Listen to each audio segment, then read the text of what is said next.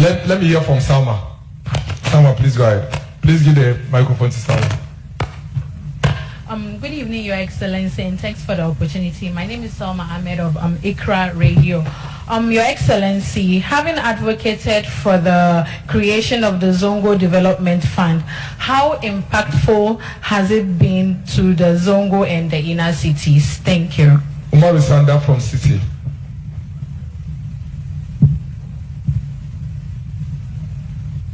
Thank you so much. Good evening, Mr. Vice President. I have a message from your in-laws, the Fulani people. They say I should tell you that, and remind you rather, that they are still being discriminated against when it comes to obtaining national ID cards, the passport and so on. So kindly work on the discrimination part for them.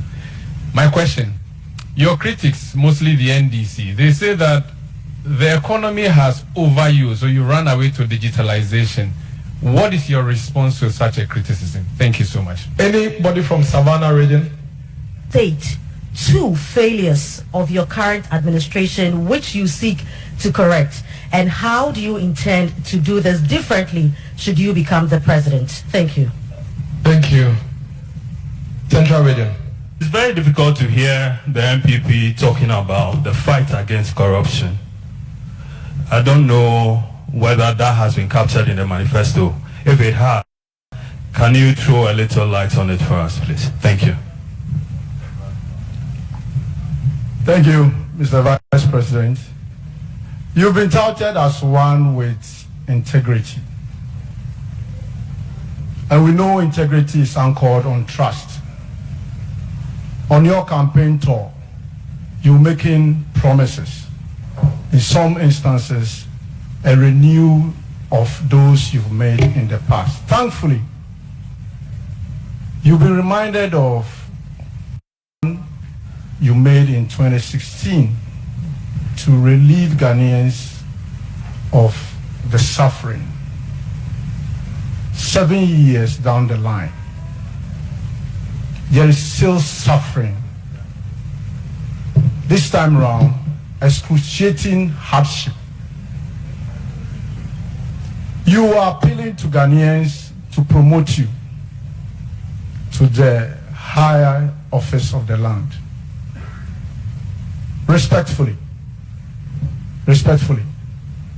do you think you should be trusted with a mandate that you are, or you have what it takes to relieve Ghanaians of what they are going through?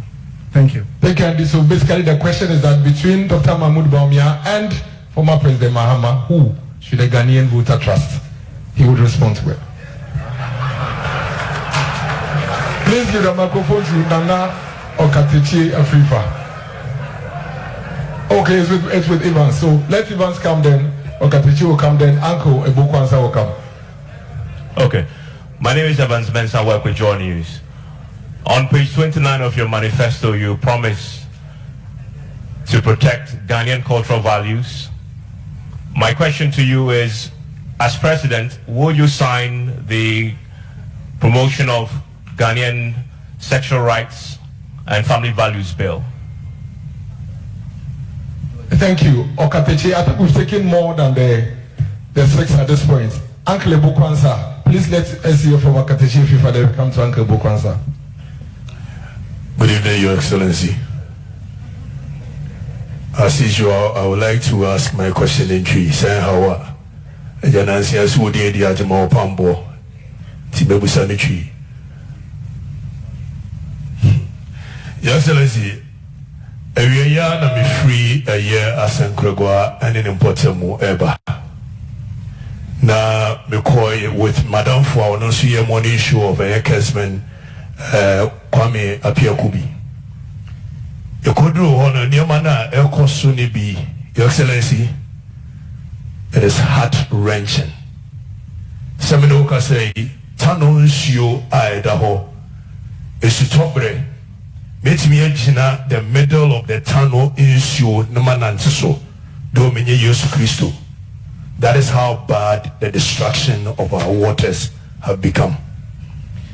We have to turn ourselves into citizen vigilantes to arrest some Chinese people and send them to the police station on this matter. Besides that, Achimota Forest, Yanyanti say the Minister for Lands and Natural Resources said year in, year out, a certain Owu family, Ayaji Asasi free on 1927, Yanchia Omoka, enti Omodibi Koma Owu family no. Your Excellency, wait there, and your question. A chopper. Achimota Forest, here the Owu family bika, a binding chia Owu family nika, na forest no and na ho. Nemo you your forest, said the YC say no in our quest to benefit from the natural resource of this country. I don't think we can continue like that as a nation. And there na wo obeye sebeya yesua yaseno abedri yebet me reclaim me na yebet me body that one obai amada chinchima. Thank you. Please let's take Uncle Eboku answer so we can, because I think now we've taken almost 9 or so questions. Asking for both INOT, that's fair, right? Okay, Eben. All right, thank you very much. So my name is Eben. I work with YFM Ghana. I came all the way from Kumasi actually. You're welcome. And YFM Ghana has always been one of Ghana's biggest when you talk about media, especially with relations to the youth. Let's go to the question. Now, the question is, I work in the creative arts industry. Most of the times we get to see our celebrities or people in that industry only when it gets to elections. That's when politicians want to use them because they do know that they carry certain power and they can actually help communicate. Now my challenge is that what do we have for the creative arts industry? So many things have been said. One of the things that they often look at is tourism, year of return, beyond the return, which everybody can attest to the fact that it's been successful. Now, what are we doing with our movies? What are we doing with our music, our internet? Because today, we can change the narrative and perception about Ghana with movies. But unfortunately, our movie industry is kind of on a decline. When you talk about actors and actresses, we get to hear of them when they're on their sick beds. There's nothing for them. Any kind of pension scheme, any kind of thing for them. What do we have for the creative arts industry? Since we hold a huge power to actually change the narratives of this country, and the creative arts industry also gets to employ thousands of people.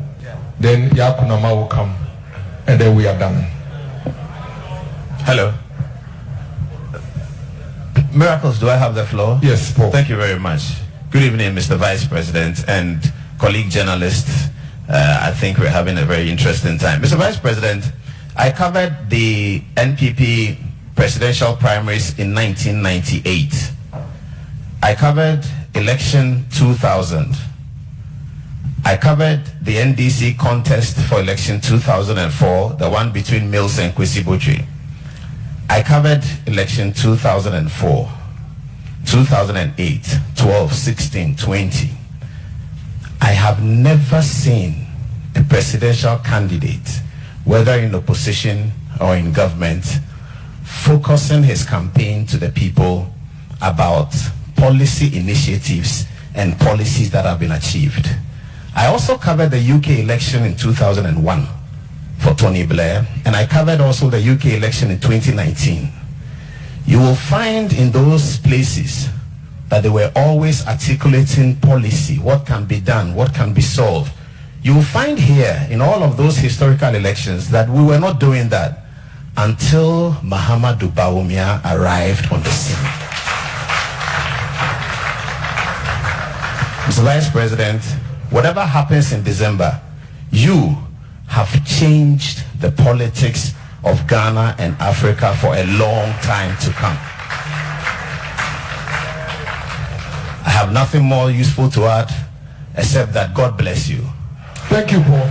God bless you. God bless you too. Yakunama, please take the microphone to Upper East, Natalie Ford, and then Kasapa.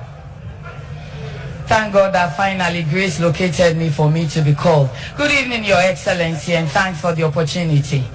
I go back to the manifesto. Improved, you proposed a number of new tax regimes. You talked about Ghana's ports being competitive to that of Togo. We know Togo is mainly duty-free. Is Ghana ports going to be duty-free? And if you do that, coupled with the number of taxes and levies you intend to abolish, then there will be shortfall in revenue, which we know that the budget we draw year by year is highly dependent on loans and donor support. So if there are shortfalls in revenue, how are you going to make up, and how will you fund all these lofty promises? Thank you. Thank you, Akroma. Upper East, please, and then Bono. Please, Upper East, go ahead. Straight to the question, please. Good evening, Vice President. In 2019, you accompanied the President to Taunting, widely known as Talisi District, to consult for the construction of the Kolgo multipurpose dam. Years down the line, nothing has happened. I mean, nothing substantial has happened. What has been done is that $11.9 million have been paid for some. For some, it is no work done.